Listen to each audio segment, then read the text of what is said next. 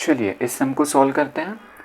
सबसे पहले आप इसे और इसे साथ लिख दीजिए, क्योंकि 3 और 9 12, और फिर इसे साथ लिख देंगे 5 और 7 12। इससे सॉल्व करने में आसानी होगी। चलिए x प्लस 3 और यहाँ पर x प्लस 9, इसके बाद इन दोनों को साथ में लिख देंगे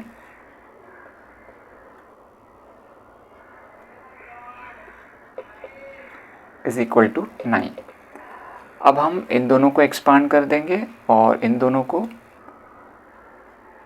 x इंटू एक्स स्क्वायर मिल गया, x इंटू 9 हमें 9x मिल जाएगा, फिर 3 इंटू एक्स करेंगे 3x मिल जाएगा, 3 इंटू 9 27। अब इसी तरह इसका एक्सपांशन कर देंगे, x square plus 7x 5x plus 35 is equal to 9। अब हम इन दोनों को ऐड कर देंगे और इन दोनों को ऐड कर देंगे, एक्स स्क्वायर 12x 27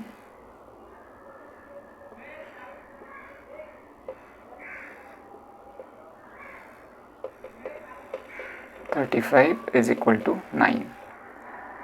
अब आप देख सकते हैं ये और ये थोड़ा बहुत सिमिलर है, खाली एक ही डिफरेंस है। यहाँ पे 27 है, यहाँ पे 35 है। सो चलिए हम इसे 27 प्लस 8 लिखते हैं।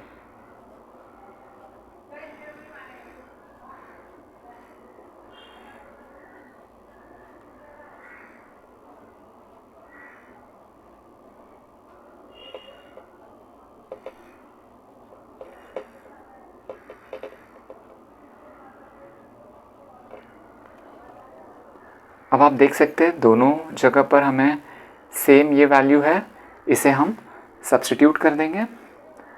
चलिए x square plus 12x plus 27, इसे मैं कोई भी वैल्यू ले लेता हूँ, u ले लेता हूँ। चलिए मैं आगे सॉल्व करने के लिए ऊपर का रब कर देता हूँ।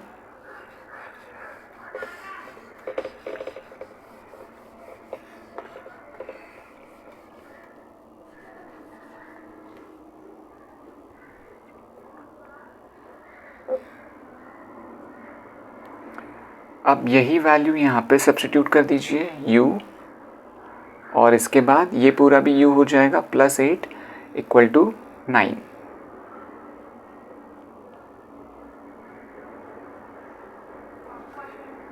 इसे मैं रब कर देता हूँ।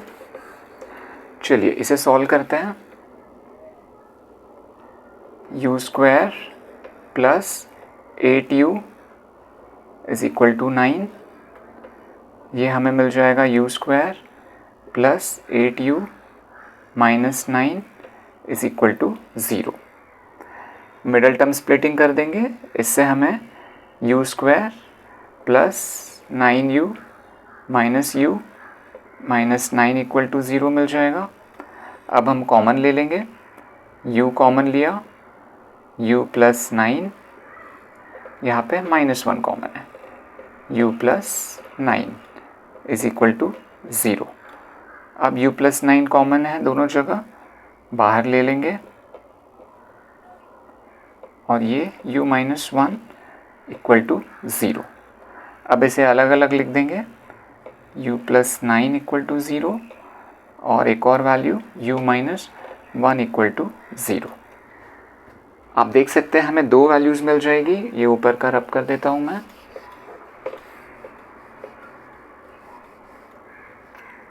9 वहाँ पे शिफ्ट कर देंगे, साइन चेंज हो जाएगा, माइनस 9, और यहाँ पे u इक्वल टू 1।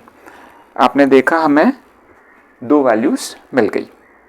चलिए हमारा जो सब्स्टिट्यूशन था पहले एक बार वो लिख लेते हैं।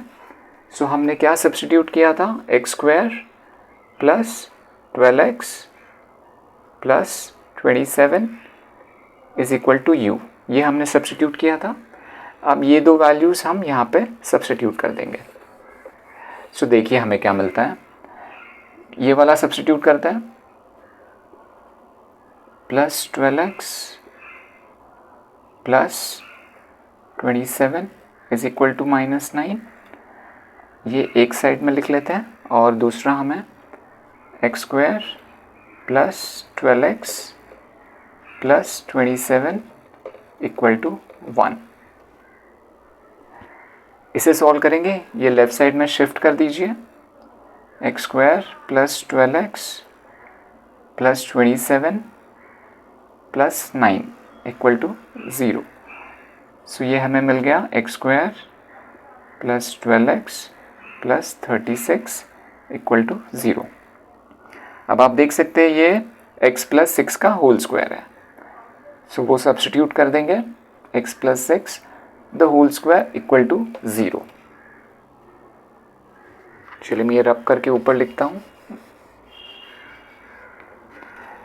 x plus 6 the whole square equal to 0। So हम इसे लिख सकते हैं x plus 6 is equal to 0, दोनों साइड में स्क्वायर रूट ले लेंगे।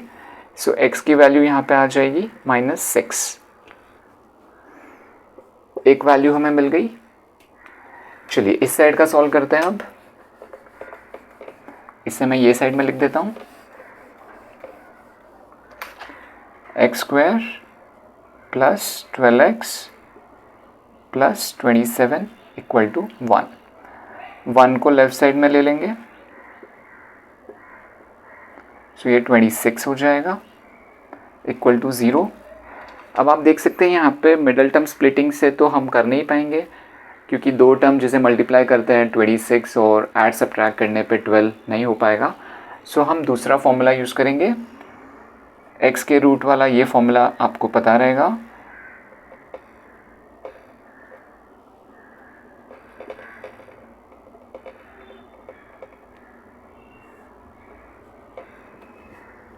इसी फॉर्मूला से हम वैल्यूज़ फाइंड करते हैं। चलिए मैं ऊपर लिख के सब्स्टिट्यूट करता हूँ इसे, यहाँ पे a की वैल्यू 1 है, b की वैल्यू 12 है और c की वैल्यू 26 है। चलिए फॉर्मूला में सब्स्टिट्यूट करते हैं, सो -b -12 हो जाएगा प्लस माइनस b², 12 का square 144, 4ac -4 into 1 into 26 the whole divided by 2a, मतलब 2 इंटू 1, और ये रूट में है। चलिए इसे आगे सॉल्व करते हैं। सो ये हमें मिल जाएगा -12 प्लस माइनस 144, ये आ जाएगा 104, माइनस करेंगे √40 अपॉन 2, इसे स्प्लिट कर देते हैं, -12 अपॉन 2 और प्लस माइनस √40 को हम √4 इंटू 10 लिख देते हैं अपॉन 2। ऊपर का रब करता हूँ आगे सॉल्व करने के लिए।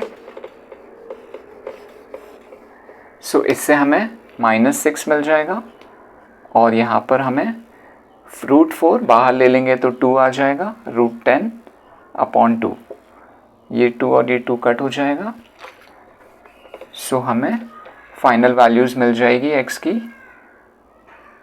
-6 प्लस माइनस √10, और पहले हमें x की कौन सी वैल्यू मिली थी, -6। सो ये आपके इस क्वेश्चन के फाइनल आंसर्स हैं। फ्रेंड्स, अगर आपको वीडियो अच्छा लगा तो इसे लाइक कीजिए और चैनल को ज़रूर सब्सक्राइब कीजिए। Thank you.